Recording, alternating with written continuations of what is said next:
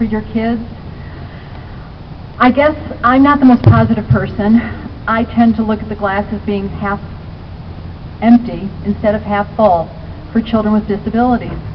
And while I'm thrilled that everybody that took the time, I think frankly you're all very special that you're here today, I would like to ask each of you, tonight or tomorrow or over the next few days, email somebody you know with a child that has an IEP in this state and ask that person where he or she was today between 4:30 and 6:30, that he or she was unable to take time in one day to use a voice and a pen and frankly a person to fight for special education in Michigan. People are either going to be the solution or we're going to be the downfall, and we are going to see continuing erosion. This is going to be nothing short of a terrible school year in Michigan.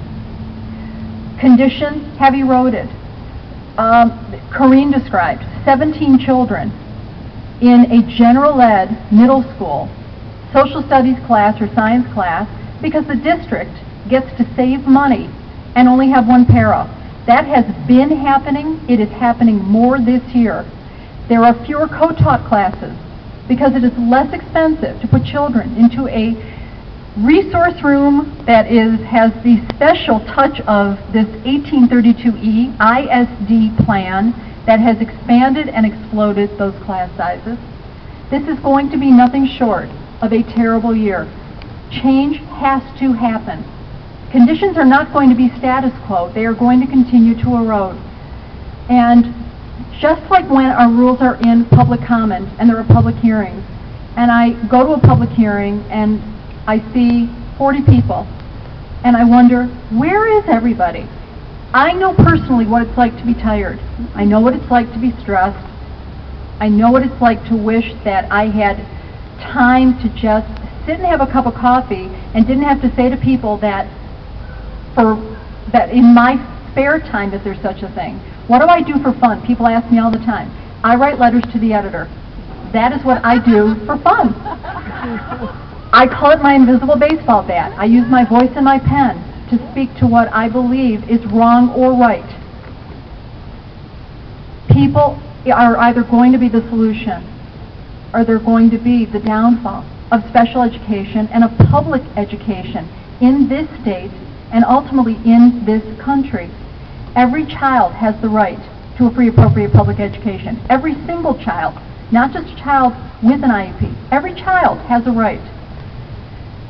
But education is anything but equal, and especially in this state, where Michigan used to be among the first and proud to deliver special education, albeit it wasn't much of an education, but it was the beginning. That beginning is gone. We are in a period of absolute regression for children with disabilities. There's a man running for the Alaskan legislature who was in a debate last week, and I'm going to just about quote what he said. He said that, and in fact he actually does not speak proper English, I got to admit, I don't like the No Child Left Behind Act. We are wasting millions and millions of dollars on children who can't turn a wheelchair. You have to say no somewhere, and you have to recognize that there are people who will never benefit from an education. Hopefully that man will not be elected in Alaska. I actually sent a letter to the Alaska Frontiersman newspaper. We'll see if it gets printed. But there are views like that everywhere, including in this state. Unfortunately, we have a lieutenant governor, and if you like him, you need to call him at 517-373-3400 and ask him why he was passionate enough to fight for autism insurance, but not passionate enough to fight for his child's right to a free, appropriate public education. And where was he today? But I think everybody needs to go home, think about what can you do for 5 minutes a week? What can you do for 15 minutes? And decide that inaction is not an option. The silence isn't working.